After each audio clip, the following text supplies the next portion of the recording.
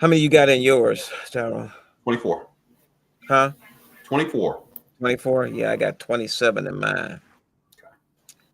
So yeah. So we're about to go live. Actually, we are live. So this is the 27th of October, 8 days before the municipal election in Detroit. This is Detroit in Black and White presents Reality Strikes of Eric Brown. And joining me this evening, I have two of my fraternity brothers. I have Brother Roy McCalister, who is a candidate for District 2 City Council in Detroit. And I have State Representative Tyrone Carter, who is a candidate in District 6. And, I reached out to you previously too right now. And I know one of the things I definitely wanted to discuss with you too, considering the quality of life issues that have become very prominent in the city. Channel 4, WDIV Detroit did a report maybe about 14 to 17 days ago, and they brought out some very, from my perspective, distressing numbers when it comes to quality of life issues in a predominantly Black city. And some of them numbers were just woefully terrible. You have a 51% child poverty rate, an overall poverty rate of 34%, which makes it the worst in the country with a population of 500 plus people.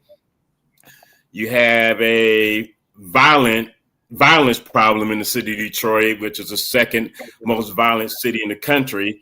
Though they say the numbers are coming down, you still have a high propensity of violence in Detroit. You only have a median household income of $39,000, a literacy rate for adults of only 47%, unemployment rate of 9%, and then you have a 95% non-proficient rate of kids in Detroit. So with all that being said, what is it that has made both of you, and you can answer individually, want to be a part of this legislative body of the city of Detroit?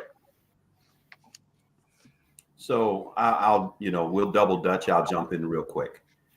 For many of the reasons that you've mentioned, that report doesn't surprise me. Actually living in the neighborhood, I don't live in one of the affluent zip codes, if you will. No shade against anybody, but District 6 probably is the most diverse when it comes to ethnicity, income, backgrounds. It's a have and have not. I have downtown, midtown, Corktown, but I also have Warren and Tyrone, Livernois, 48217. So what I'm seeing is the biggest issue, and having worked at the sheriff's department, and Roy knows this, education is where everything starts. It doesn't stop. We can't celebrate the small victories that we have. We have a serious problem, and the biggest problem is truancy. That is, you can't learn if you're not in the seats. We can't give you state money if you're not in those seats. So that everything we do needs to start with education. We have some parents that aren't literate. We used to have night school. We've got to reimagine how we educate our population, because nothing else is going to matter if companies come here. Keep talking about we don't have the skilled trades. We don't have those things. But the best way that I've learned, and you guys can agree or disagree, to pull yourself out of poverty was an education. It has not. You bring up a good point, Brother Carter. But one of the things that, prior to MSTEP, there was MEAT, the Michigan Educational Assessment Test. And absenteeism wasn't the boogeyman. Then you had 2019, 2020, 2021, you had COVID that became the boogeyman. Now you have absenteeism being used as the boogeyman. Education has been a problem in the city of Detroit for a minimum of 30 years. You have to understand the advent of charter schools started in 93, 94. And good, bad, and different, you have arguments on both sides of the equation when it comes to charter schools. And I think one of the key points of charter schools was the fact that parents, not just in Detroit, but all over the country, just wanted an alternative for the schooling that they saw their children not getting. And Detroit was one of the first cities where you had students actually sue for a quality education. Yeah. Missouri City, Missouri is another, I think Baltimore, Indiana, and we're in the bottom 10 right now.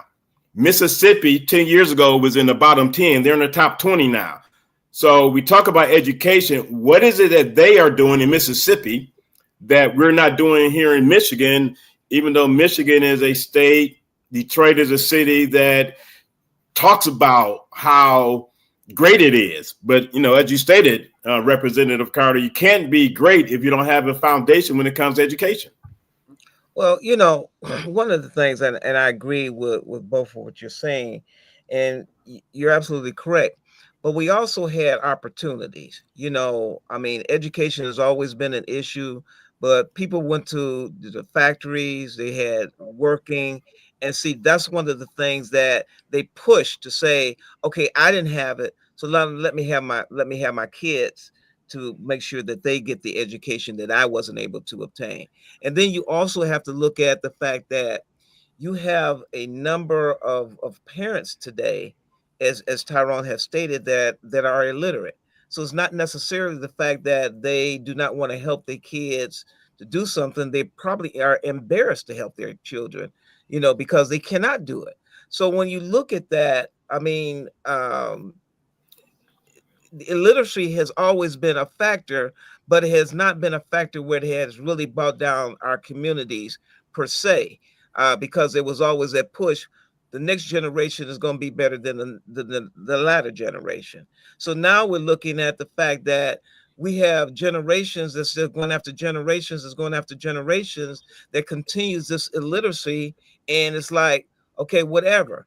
We all know that when I was talking to some groups, and, you know, not everybody is college bound, but we all came up through a system where when we was in grade school, you had drafting, you had wood shop, metal shop, auto shop, home economics, all these things that help develop our young people. So we don't have those things now.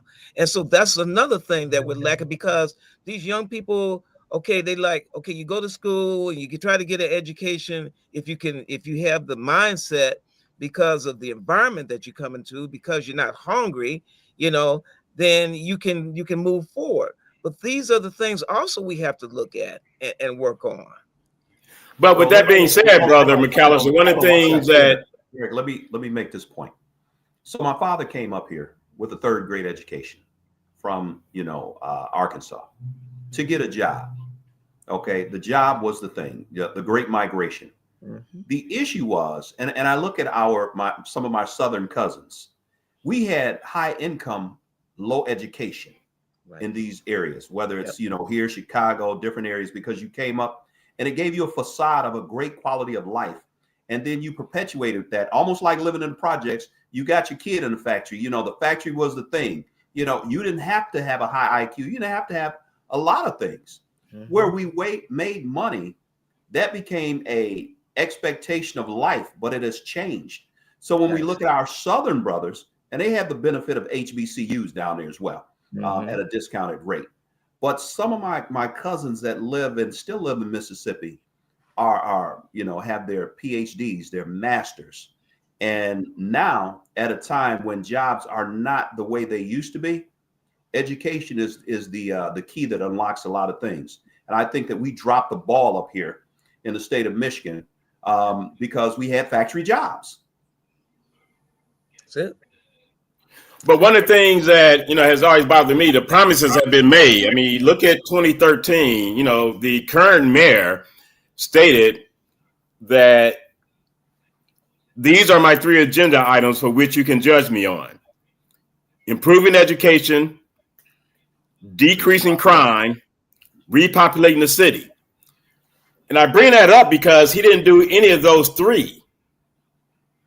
If you look at the big picture, he didn't do any of those 3. But at what point do the citizens play a role and responsibility in his failure as well? Because he got elected 2 more times. the proficiency rate now is lower than it was when he got elected in 2013, got in office January 1st, 2014. The adult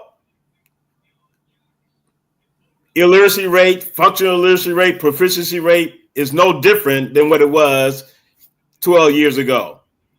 So again, I'm going to use Mississippi as an example because you brought up the HBCUs and success down. Even though Mississippi just became a top 20 state in education within the last 5 years. So what is it, based on your experience and your family members in Mississippi, Brother Carter? What do you see that they are doing differently, and what do you two see as candidates that will soon be elected? What are you going to bring to the table to make the promise, but also make a directive point on something needs to be improved? Because you can't talk about bringing jobs here if you don't have the base. My background is in human resources. When I was at Ford, people taking a test, they couldn't even pass a test that's on the 4th grade level. And the highest percentage of those not passing that easy test were Black males. So I'll start and say this, and Roy has been on city council, but I'll say this, being in the legislature. First thing I don't do is make promises. Mm-hmm. Politics is a team sport. What I can do is advocate like heck. So I represent Ecorse Rouge and Detroit right now. I probably have more charter schools in my district than any other place in the state.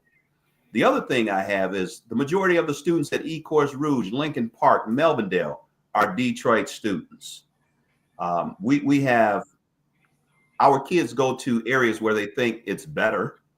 There's better education because parents make those choices.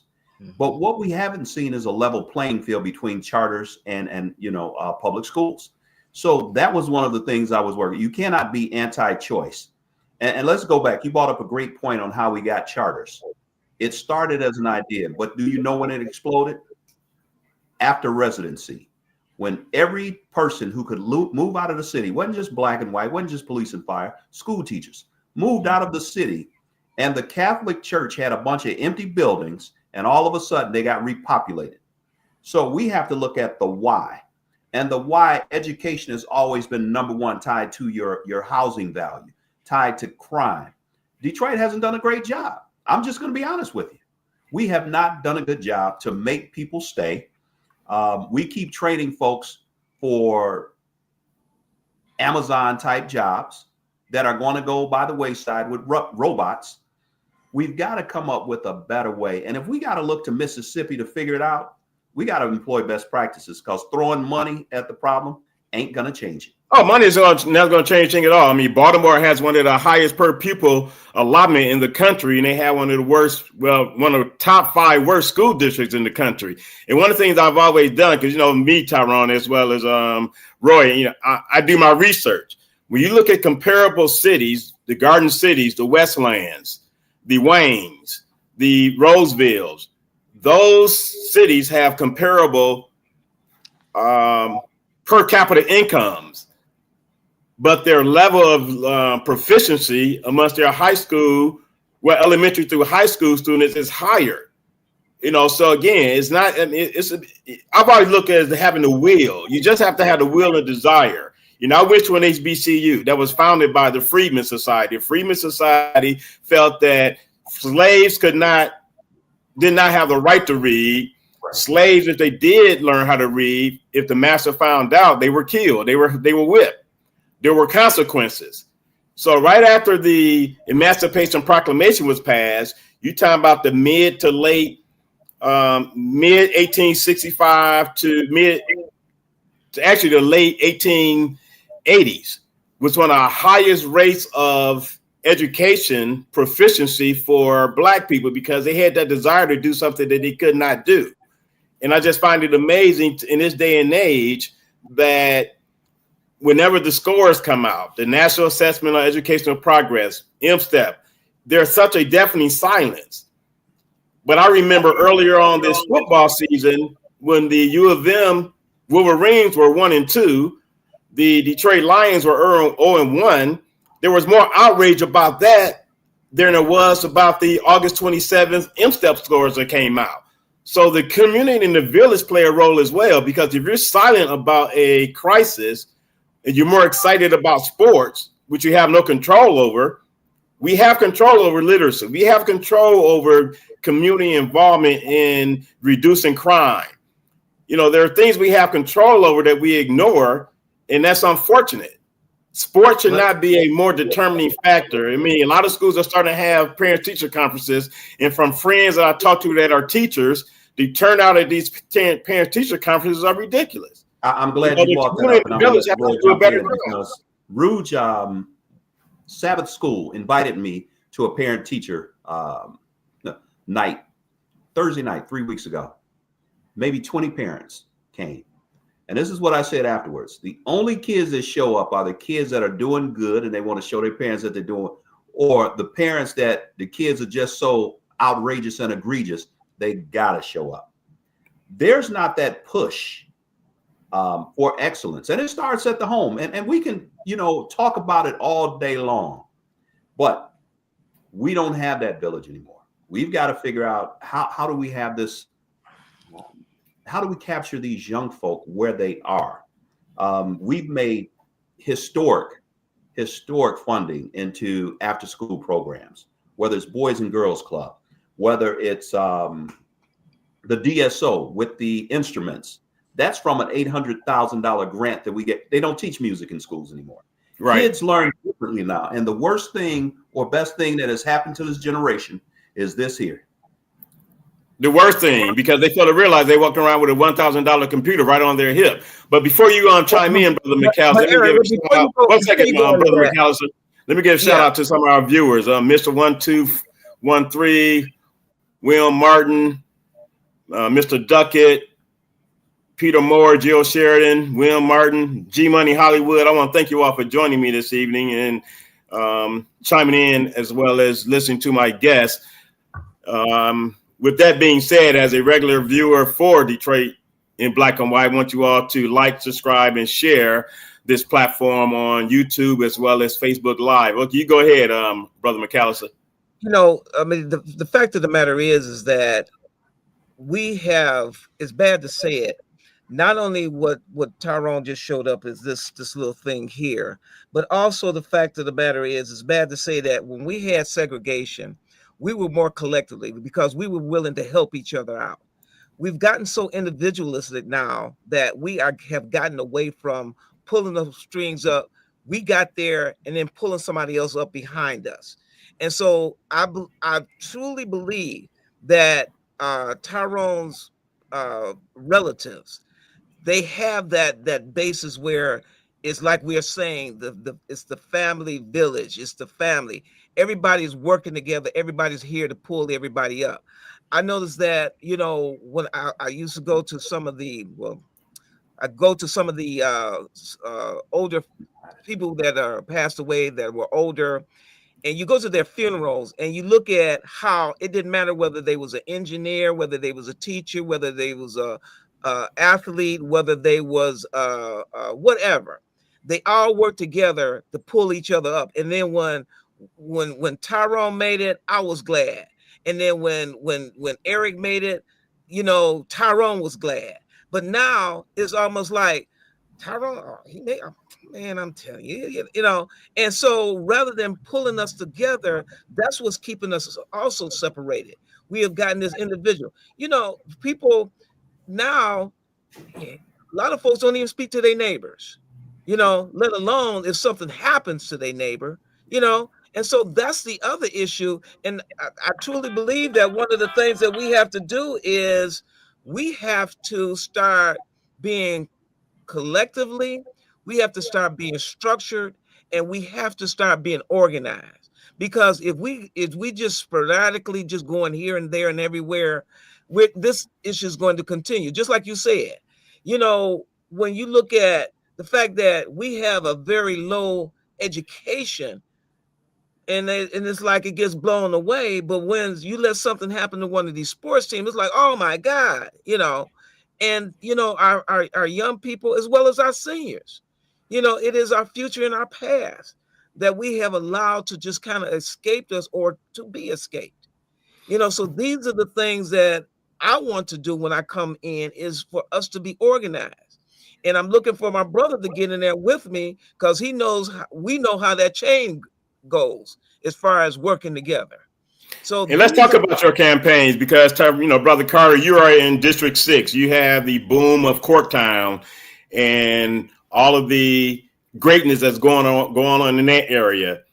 And, Roy McCalister, Brother McCalister, you have District 6. There's some very I decent got parts of District 6. Got two. I mean, excuse me, District 6 is Brother Carter. District 2, over there you're at, it's a nice, community. It's different than, Corktown, Midtown, and downtown, because my philosophy, based on spending a lot of time in the city and some of the things that I do, there are people talk about two Detroits, but I separate Detroit based on what I see, based on being there a lot. There's downtown, midtown. There's the three towns, down, mid, and Cork. And then there's Detroit. And that's some of the same feelings that when you look at some of these forums, people are talking about. Outside of those three areas, and you have the Palmer Park, Sherwood Forest, you have Indian Village, Lafayette Park area. Outside of that, what do you see yourselves doing to bring about an equilibrium to the city of Detroit with regards to the progress? Because when they talk about progress, it's wink, wink. They're really only talking about the three towns, Mid, Down, and Cork. So what do you want to do to encapsulate the whole city, the city as a whole, and see growth so that you don't see people on the far east side complaining about the three towns? You don't see people on the far east side talking about we're not getting the same support to grow our community as the three towns. So what do you choose yourselves doing to bring it together? It's the communities. Regardless where you're saying downtown, midtown, whatever, it's the communities. When I was in office, one of the things that I said was we have to build our community. I talked to the people prior to the streetscape being done. I said, look, we got to get together, we deal with a stipend so that if anything comes in that affects us, it will not hurt your business. A lot of people kind of blew me off. After the streetscape came, some businesses went out of business, some businesses barely survived. And then they came back to me and said, oh, we should have listened to you. Yes. One of the things that I was pushing for is when Northland closed, we needed to have restaurants, good grocery stores in that 8 Mile Greenfield Lodge area, because people traveling back and forth, that's money coming in. And when they see that they can stop at the store and then spend some money in Detroit, that's dollars coming into us. So when you talk about the streetscape, are you talking about the Livernois area? Livernois area, you're right. But see, you got to understand that Livernois is the oldest Black business corridor in the country. So what I wanted to also look at, what about Wyoming? What about 7 Mile? What about 6 Mile or McNichols? However you want to play it. 8 Mile, as I just stated. These are the things, because it is our city, it is our small mom and pop stores that also circulates with the community. And these are the things that we have to be. Both have to be working together, community and businesses. So these are the things that I'm looking to bring, because like I said, I didn't have all my 4 years. I only had 2. So to me, it's about unfinished business. And Tyrone, Brother Carter, can you see the current comment on the screen from G Money Hollywood?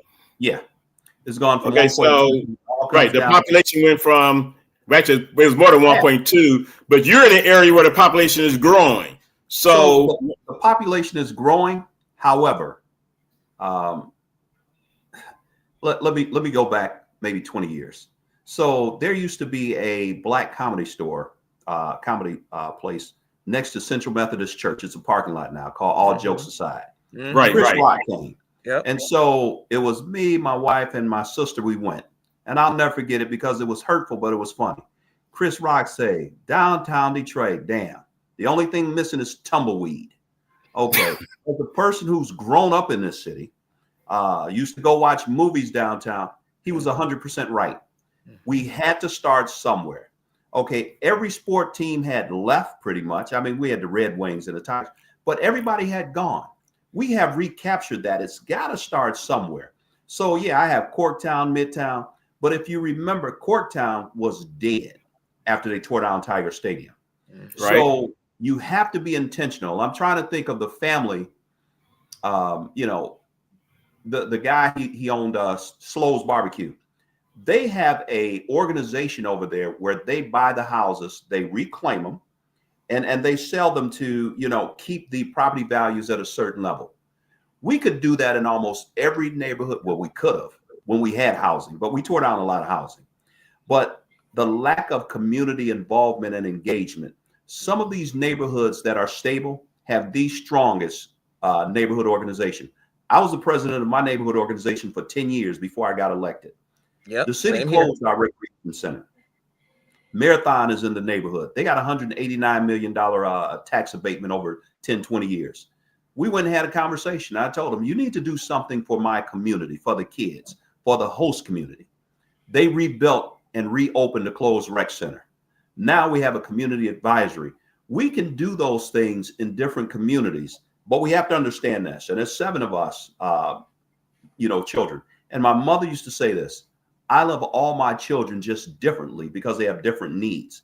We've got to meet in these communities, because I think about Livernois and Warren, where the White Castle used to be, where UPS used to be. You notice I said used to be. Right, United Parcel Services, where I worked in college, they shut down. They're losing businesses, but we can't look at that as a loss. We have to look at that as, what opportunity does that building create? And what environment do we create at the city where we've got folks that want to come to the city? I have to think about, once I get in place, how do we make folks want to come? But more importantly, Eric, well, come more than just for the sports. How do we keep people from leaving? And Midtown, Corktown may have a lot of residents, but trust me, they don't vote in the city because they don't claim the city for the car insurance. Right. And you know, Brother McCalister, is Cooley in your area? Is that District 7? That's 7. Yes, sir. Okay. That's 7. Yeah. That's a nice project that's going up. I have to agree with Tyrone, is we have to get these corporations involved as partnerships, because one of the things, when Amazon came, Amazon always bring people from Georgia. And I'm like, well, wait a minute. Why are you bringing people from Georgia when we got credible people that can do the same job, that can get the unemployment? Plus, we give Georgia contractors the jobs. What they're going to do, they're going to take our dollars and take it back to Georgia, build up Georgia. So what I did was made sure that our minority and contractors got some of those contracts, so that you keep those dollars here. And so these are the things that we got. It's you know, it's like you take care of home first, and Detroit is home. Bottom line, you know, whether you want to call it 3, 4, whatever, Detroit is home. So it's collectively, we have to come together and say, how do we make this happen? And again, it's about being organized. It's about coming together. You know, about roundtables, we all came together, because my thing is, anybody coming into District 2 with a development, we're going to tell you what we want. You're not going to tell us what you're going to give us, and you're not going to tell us how it's going to be done. We're going to tell you how it's going to be done. This is the things that we have to stand up. And you know, like I said, me and Tyrone have been in law enforcement and in political positions. So we know these are the things, when you put your foot down, that's what it's all about. And then when you put your foot down, people are going to start noticing, well, okay, you know, and then that's when we start coming together. But we have to work in unison. So, and Lynette keeping the real Bowens. 1 second, Brother Carter. Lynette keeping the real Bowens. She states that Public Act 212 of 1999 killed the city and the state. Is that the residency law, Brother Carter, or Brother McCalister? What year was it? 1999. I think that was when residency. Yeah, and that's what Carter. The legislature. Reagan did. That's what Reagan did. Yep. So I want to welcome Lynette keeping the real Bowens, as well as Deborah Harris. And you were about to say something, Brother Carter. Yeah, you know, we also have to understand, you know, being at the state level and working with MEDC, the Economic Development Corp, we're in competition with not only other cities, other states, but other countries. People have to stop. They got to get away from this, you know, brownfield tax credit subsidies to get folks here. You know, if you got a piece of land or an old building that you're responsible for, that you're liable for, that you're not collecting any money from. If I tell you, Eric Brown, hey, you build there and I'll cut your taxes in half for 20 years. And you say, I'll turn around, but I'm going to hire 30 people. You're going to create an ecosystem because those 30 people are going to come to work. They're going to need to eat. They're going to need to do things in that community. And depending on who you are, you may have to get a supplier close to you. We've got to educate folks on the process. Too many people don't understand the process. They think the city's going somewhere in a vault and giving up money and giving it to people to say, hey, you come here, you build, and you'll stay. The saddest thing that I've seen, and you talked about sports earlier, is the fact that the city of Oakland, and I used to love the Oakland A's, Sal Bando with the white shoes, used to love Reggie Jackson, Catfish Hunter, the Oakland Raiders back in the day, they don't have a sports team of any consequence now. You're right. Yeah. I'm reading what Master 1213 says, and it kind of goes with our earlier conversation. You know, she was more computer literate than many of the students here in Detroit. And why is that? That says a lot, Brother McCalister. That says a lot because Mississippi in 1985 was not even, matter of fact, Mississippi traditionally was one of the bottom 3 states. Yes, sir. So in 1985, he had a classmate that came up here from Mississippi that was more computer literate than us in Detroit. Right. You know, I'm assuming that Mr. 1213 is from Detroit. So that says a lot about the fact that there's been an issue with education in Michigan, Detroit for quite some time. Yes, sir. Well, and the old saying is, if you can't keep up, you won't catch up. That's right. Our kids have been playing catch up for so long. With 85, hell, I had just hired into the sheriff's department, and we were still using, sheriff's department didn't have computers. We were still using log books. So again, low education, high earning. We held on to that for far too long in the state of Michigan, and we're losing. And Mr. Duckett brings up a great point because I'm not the biggest fan of Governor Whitmer. However, I am a big fan of My Leap. And the reason why, we always have a problem with more bureaucracy. But what I like about My Leap, and I think this is something that, you two should ponder, My Leap has provided another level of accountability from cradle to the grave of education. And thus far, it's fairly new, so there's still some benchmarks that you have to look at maybe in another 4 to 5 years. But thus far, it has been successful. Whenever I hear elected officials say, well, the superintendent and the school board runs the school, that didn't stop Governor Whitmer from saying that the state superintendent and the elected board of education cannot be challenged to do better, because we all know that you put something else in place, that's going to make people step their game up. Mm-hmm. And at present, the superintendent and the board of education in the city of Detroit, something has to be put in place to make them step their game up, because you can't be celebrating a less than 1% increase in a proficiency rate that still keeps you 66% below the state average. And they're celebrating a less than 1% increase. That's crazy to me. I've got to get off in a second, and you'll have Roy, but let me jump in real quick. So I represent Ecorse Rouge and Detroit. Every superintendent, I have their personal cell phone number. Every school board member I know, I go to their meetings. I try to influence them, and they try to educate me. Anytime for my first term, I was on education, the only black male in the state of Michigan, the only person from Detroit. Education wasn't my thing. So if you're smart enough to know what you don't know, then you go to the people that do know. So you learn from them, right? Yeah, I would go to Derek Coleman. I would go to Josh Tollison. I would say, hey, okay, if I can't get to VD, give me Merriweather, give me somebody. How is this that we're talking about going to impact your ability to educate my kids? Because I learned this when I was at the youth home. These kids may not look like me, but they belong to me. I've got to pay for them. Either I'm going to pay for them up front, which is cheaper with a better education.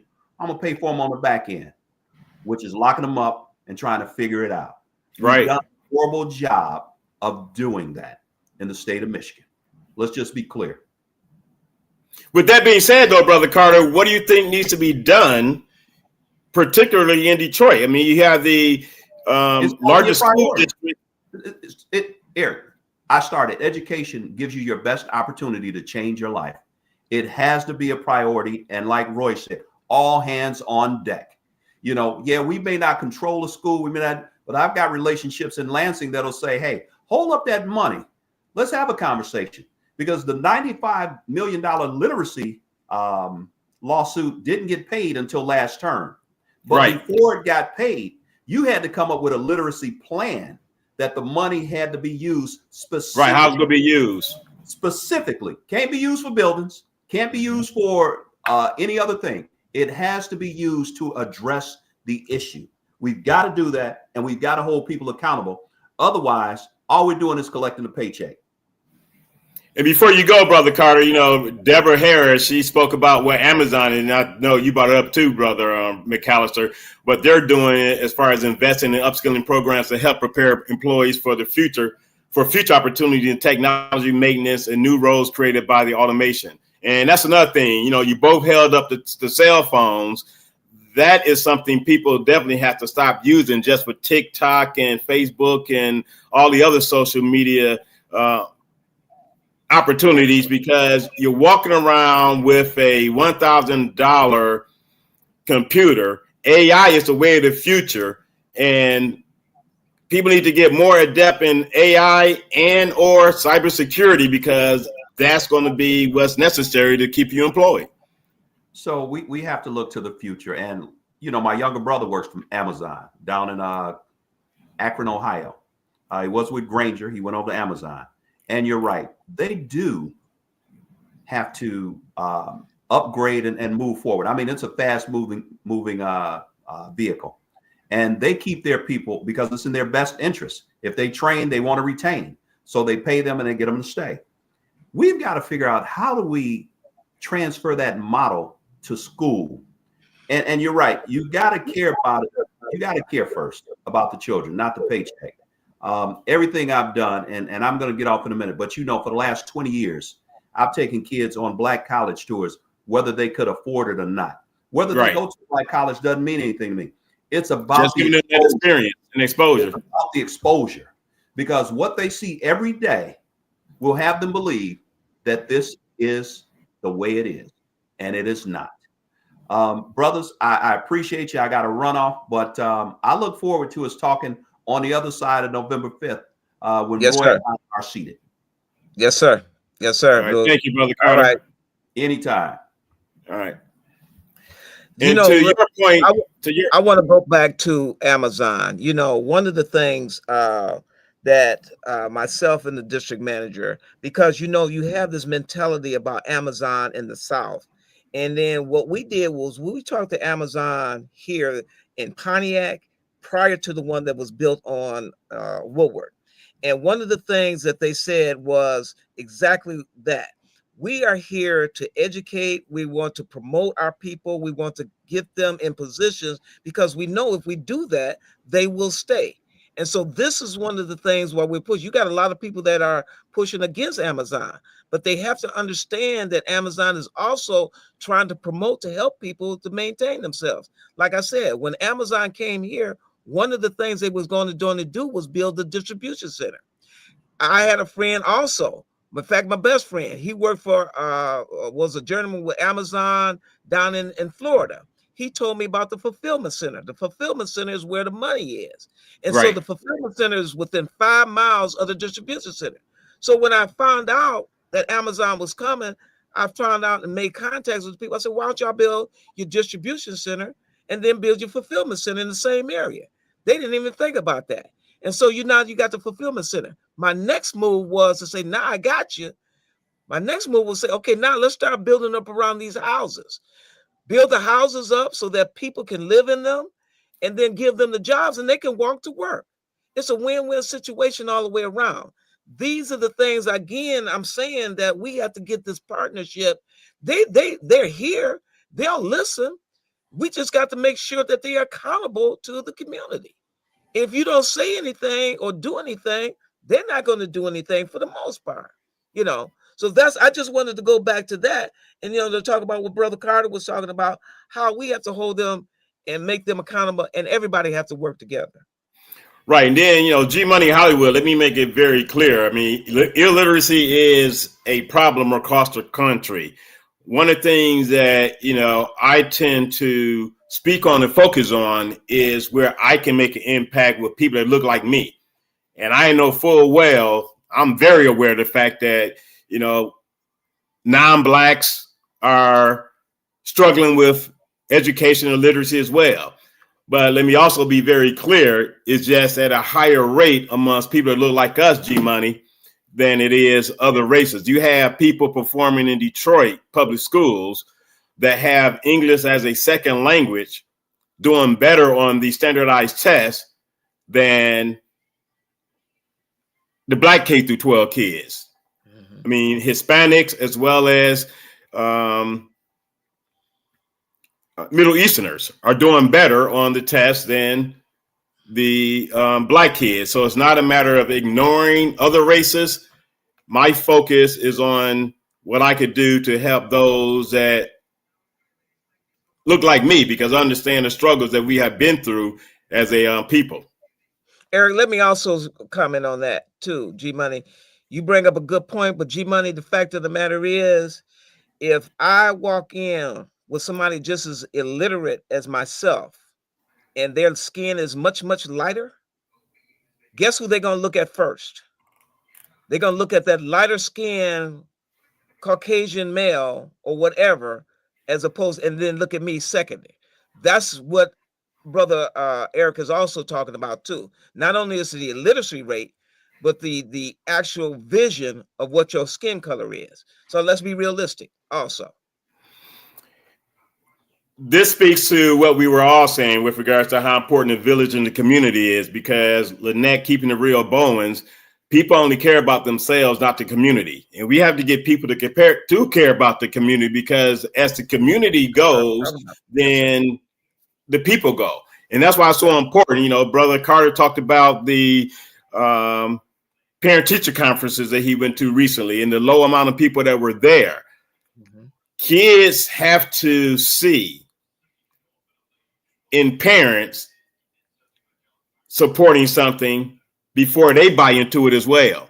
And that's why it's so important. My god sister, when I talk to her and she tells me about the low turnout, she's a teacher in Detroit, the low turnout of parents at parent-teacher conference. I mean, a couple of years ago, she gave parents 3 options, Brother McCalister: face-to-face, Zoom, or phone call to participate in parent-teacher conference. Again, face-to-face, virtual, Zoom, mm-hmm. phone call. Mm-hmm. And she co-taught a class with another teacher, 60 students. Less than 5 parents total out of 60 participated in the 3 options that was available for them. I always tell people, people often say it starts at home. I agree with that. But to me, there's a caveat. Dr. Martin Luther King once said, you cannot ask a bootless man to lift himself up by the bootstraps. Under the same token, we know that there's an adult illiteracy problem in a lot of urban communities as well. So under that same token, yes, it does start at home, but you cannot ask an uneducated parent to be there for that child. And that's why it's so important for the village and the community to play a role, because those of us that have been fortunate in success is subjective. So those of us that have had an opportunity to see some shape, form, or action of success, it's important for us. Even if we don't have kids in DPS, Ecorse, River Rouge, all these other urban communities, Flint, Saginaw, Muskegon, Benton Harbor, it's still important for us to get involved in those communities so that these kids can know what success looks like. We can't just be on the sidelines constantly complaining. And that's why it's so important to have individuals on the city council, the legislative body, that is going to be for and about the people and understand that the people is everyone from birth to death. Everyone in between is what you all have to care about. But the other issue with that, and let's go back to the school. A lot of people say, well, should the city council be involved with the schools, the school? My thing is, we both should be working together, because what I Right, look at collaborative. is right. What I look at is that the school is going to see those kids firsthand. See those kids that's coming in that's hungry. See those kids that's coming in that's just seem like they're out of. See those kids that's coming in that's dirty. So therefore, what I want to do and what I look forward to do is having a meeting, because like Brother Carter, I used to go to the school boards. I used to talk to them. And so what I want to do is say, okay, if there's a problem with a child, we need to go to that child's home and have a program where we can go in and find out what is the problem. There might be a reason, just like you said, she gave them 3 offers. There might be a reason. Do they have the bandwidth to go virtual? Is it that they're struggling and they can't make it? Is it that the fact that they're embarrassed because of their situation, so they don't want to do a face-to-face? These are the things we got to look at and find out what is going on with that child's home. Just like you hear all these people talk, oh, we're going to have this program, we're going to have that program for kids. It's great. Even after school programs is great. Recreation is great. But what happens when those programs at one point in time is going to close? And what happens when the programs closes and then that child goes home into the environment where there's either violence, there's no food, there's no heat, if they have a home, either way. So these are the things that I'm looking to do to work with our DPS, because it's just the same thing like the clergy. The clergy, you can't just put your hand on somebody's head and say, okay, you're all healed. No, there's additional. And that's why I used to have the round table, because people are going to come to their pastors, bishops, whoever, and say, look, this is the problem I'm having. So let's have this connection at the legislature, say, okay, how do I help this family? These are the things, again, it's about that accountability, and it's about working together and helping each other. And speaking of working together, and I wanted to get this question in before Brother Carter left, but we'll have further conversations. What type of relationship building have you been doing with the 2 finalists for the city of Detroit next mayor? Because one of them is going to win, and if you win as well, hopefully, I'm sure you will, you're going to have a relationship with that person, be it Mary Sheffield or Pastor Kenlock. Well, as you well know, I was on city council before. In fact, I was the one who nominated Mary Sheffield to be pro tem. So we've had that working relationship. I've had working relationships with some of the things that Pastor Kenlock has done, as far as giving things for schools, helping people out. So the relationships is already there. And see, that's a very important point. It's not just with the mayor. It's not only with just our council, but it's also with our community leaders, clergy, our legislative, both at the state and federal level, and at the commission. Those relationships, because this is no longer just a municipality. It's regional now. So whatever we can reach out to get the resources to bring to help people, that relationship, I'm always about building relationships. And Will Martin made a great point. Gaining knowledge from reading books seems to make more sense than investing time and money in fixed sports and or entertainment. He's right. I saw something earlier today, and it was interesting because there's a new record out by Meg Thee Stallion. I'm not a fan. I can tell you not a single record that she has made. There's a new record out by her called Dicking Me Down. And when I saw that, the sad reality of it is that these young people would know the lyrics to that record within a few days. Then they will know the alphabet and the multiplication table. And I say that what's interesting, Brother McCalister, because I used to be I used to be on the board of my ramp, which is Michigan Reading and Math program that was started by a brother in Stouffville alumni chapter, Brother Carter Gilmer. And we had a student that was being tutored who was, and I know you're sitting down already, the people on the watching this, they're probably sitting down as well. We had a student that was in the 7th grade, Brother McCalister, 7th grade, that did not even know his ABCs. Yeah. Yep. And we had a But like lot I of that. said, these young people would know the lyrics to a damn record called "Dicking Me Down" better than they know the multiplication table as well as their ABCs. And we got to, we have to do better. And you know, uh, Lynette keeping it real Bowens. I'm not exactly sure what she meant by this comment, but it'll come up in a minute. Forget all those names. Forget all those names. In Detroit, period. I'm not exactly sure what she is referring to. Lynette, you got to clarify that. But let me say this. Let me go back to something that you just talked about. It also goes back to what Brother Carter said about, you had the factory jobs. You had that. It was about that income. It was the same thing about sports. We had people that played sports to get them out of the poverty that they were living in. It's not necessarily that it was about the education got them to where they are.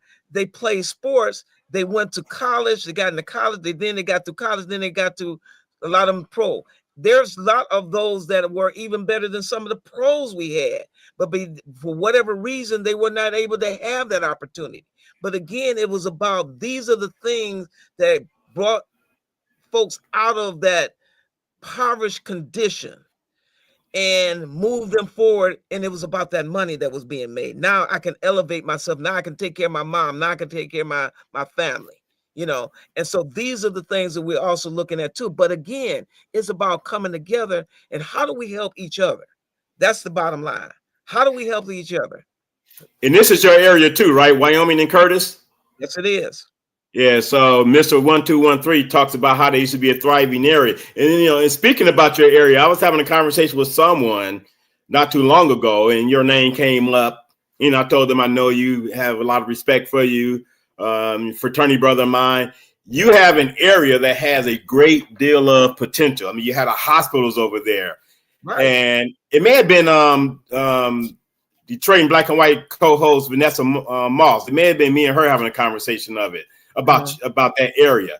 That area has a lot of potential, and just a matter of people just getting together, coming together to collaborate. You got, Juwan Howard. He got a bookstore that'll be opening up soon, of which, we 100 Black Men will be having a major event there come March of 2026 during National Reading Month. And even what he's doing for that area, Yamoja Village. Then you're gonna have the right, there you go. Yeah. Bookstore. So the area has a great deal of potential. I mean, I spend a lot of time supporting him, so I'm over in that area a lot, and I just see it. When you drive down Schaefer, you drive down Puritan, you go down Outer Drive, the Outer Drive area that covers your area, down to Greenfield. You just have a great area with a lot of potential. Well, that's what I was saying. Wyoming used to be phenomenal itself. Down the street from Mumford High School. I mean, you had restaurants. I mean, you had 31 Flavors. You had all this stuff. These are the things that we have to bring back not only the pride within our communities, but also people have pride. They have to say, look, I can go to whatever store and still have things. Let's see, Brother McCalister keep talking about low education.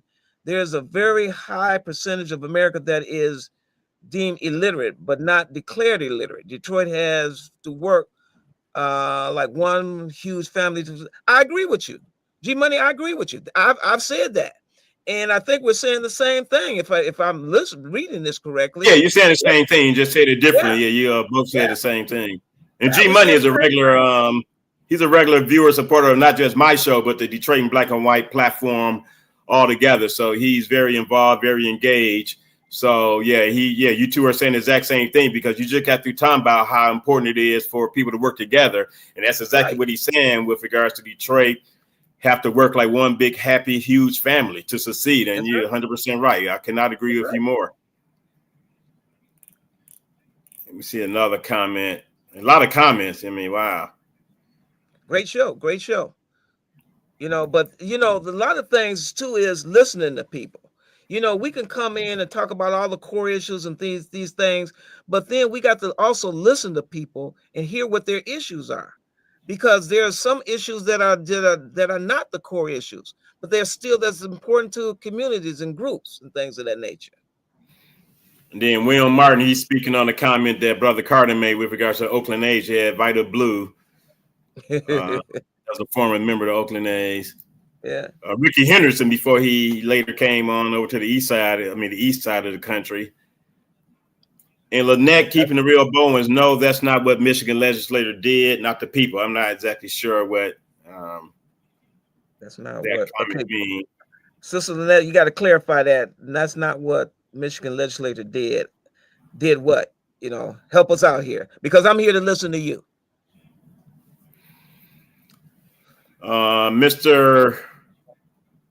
G Money Hollywood, he was speaking to Mr. 1213, saying that his experiences, the most Southerners have always excelled over the Northerners.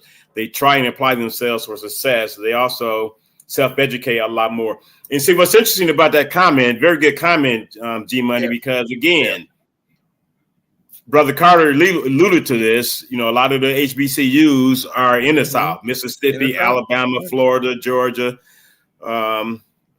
Virginia. And, the Freedmen's Society played a major role in ensuring that education became the forefront for the success of Black people going forward after the Emancipation Proclamation. You had the Frederick Douglasses of the world that was self-taught, as well as being taught by the wife of one of his slave owners. And he became one of the most prominent orators, even to this day. Listen to his speeches today. He is on, him, Malcolm X, Dr. King. They are on one hell of a level when it comes to being an orator and getting people to understand and respect what they're saying. So you're right, G Money Hollywood, in your comment to Mr. 1213. But the other thing too is, Brother Eric, it is what you want, because a lot of it is, what do you want? If you just want to just get by, that's not good.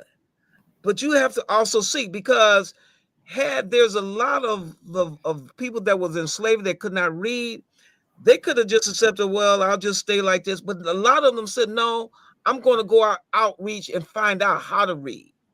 I'm going to have somebody. That's one hell of a point, Brother McCalister, because they took the attitude of saying, I am not going to be defined by my circumstance.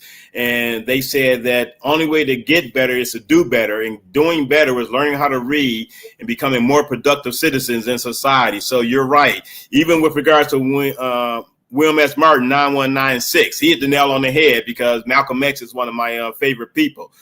Detroit Red became Malcolm X through education. Exactly. And it's unfortunate it took him going to jail to get that way, but it worked for him, That's right. And he sought to better himself as far as getting educated. So that was the thing there. And I want to address this one, because this would have been a good question for Brother Carter to chime in on, because there's a lot of apartments and single family homes, apartments being built in his area. And you're in the area with a lot of single family home, but what's your position on this statement, considering that some of your soon to be city council counterparts have a lot of apartments that are being built in their community, in their district? Even there's a lot of homes, but a lot of these homes have been abandoned and they're rented out. These are the things that I'm pushing to have home ownership. These are the things I'm telling people, do not sell your home. Hold on to it, because the property value is going to go up. And if it goes up, it's going to be so that we can't even buy back into Detroit. We do not want that. So it's not just the apartments. It is about going from renters to be home ownership, because that's all apartment is you renting. You paying somebody else where you can have your own home. And that was a good comment, Lynette. And this is a very good comment from Mr. Duckett. What is the state of the libraries in the districts that you want to lead? And I do know you had one library on 7 Mile in 7 Mile in Wyoming. Yeah, sure. Yeah. Sure. Yeah. I mean, we just got that one going back, getting that one back going again. One of the things when I was on council was getting funding, because, we support the funding for libraries, getting that funding back for libraries, because it is not only for, when you say libraries, we have a lot of senior citizens that go to libraries to learn how to learn computer work, understand what's going on. So it's not. It's again. It's a collaborative, holistic type avenue for everyone. And some of the teachers took it. Those that I know, G Money, I let Roy ponder that while I'm responding to you. Yeah. Those that I know, it's a double-edged sword. Yeah. Because you got to be careful on the home visits. Right. You know, yes, they do call them, particularly when it comes. It's not just the truancy office that is calling the kids. Parents is also the teachers. So yes, the teachers are trying to get in. They know part of the problem is lack of parental engagement. So they are doing everything that they can. I'm on the board of a charter school in Inkster. We implemented a new program called Pause, which is giving the parents an opportunity to get trinkets and trash or gifts based on their participation. Every time they come to an event, they get this card that they get punched. Once you get 10 punches, you get a gift. Once you get 20 punches, you get a gift. So we're trying to do our part to get the parents engaged. And if that's what it takes to get them engaged, offer them something, that's what it takes. But you know what, in a sense, I have a problem with that. Because my thing is, just like they're saying, there's a program where you pay a child so much money, give them so much money to come to school. Well, are you coming to school? Detroit did that. I have a major problem with that. Right. Are you coming to school to learn? Are you coming to school because to get a trinket? Or are you coming to school to help, whatever it takes to help to support your child? See, well, not just that, Brother McCalister. You're paying people to come to school when getting an education is already free. Right. And it's the same thing with this trinket with parents. When you go, I'm going to tell you, a lot of suburban schools, when your child is there, you will be involved in this program, that program, and everything. That's to get the child, the parent engaged and ensure that the child continues on with their education and their participation as well. So I want to thank you, Brother McCalister. It's a lot of questions. I'm sorry I can't get to all of them. I appreciate the engagement from the viewers, listeners. I can't thank you all enough for tuning in on this Monday evening to listen to Council Candidate District 2, Brother Roy McCalister, Council Candidate District 6, Brother Tyrone Carter, who had to leave us early for another commitment. But the interaction from the listeners, the viewers, is just amazing. I appreciate you all for taking the time out of your evening to join me this evening, Monday, the 27th of October. And I give you 30 seconds to give a final, some final words, Brother McCalister, before we sign off. Well, it's just the fact of the matter is, I just want to say that I'm doing this because I care. I have a passion for people. It's not about trying to have a job. It's not trying to be a status or anything like that. It's just a thing where, one, it's about unfinished business. And it's two, it's to help people. If I can help people, then that's my reign as far as my gift for being God given me every day. So that's what I look at. So I'm asking people to allow me to have unfinished business, and let's work together and let's move the city of Detroit forward. That's the bottom line. One final comment, Lynette, keeping it real, Bowens, you're all right. It should not be no Corktown, no Midtown, no downtown. It should be all about Detroit, east side, west side, southwest, north, coming together as a city, period, to do what's in the best interest of the city as a whole. So again, I want to thank everyone for listening, viewing, watching tonight. I want to thank you, Brother McCalister, for taking time out of your schedule. I know it's 8 days before the election. Good luck next Tuesday, and we will certainly be talking. All right. God bless everybody. Thank you so much, Brother Brown. All right. You're welcome. Appreciate you. So again, I want to thank everyone for joining me this evening. Until next time, next Monday, the day before the election, the eve of the election, do get out, do your part. They are expecting another low voter turnout, but you can change that narrative by getting out to vote, taking people with you. Don't matter who you vote for, just take people to the polls to vote. Peace and love. Until next time, enjoy the rest of your week. Good night.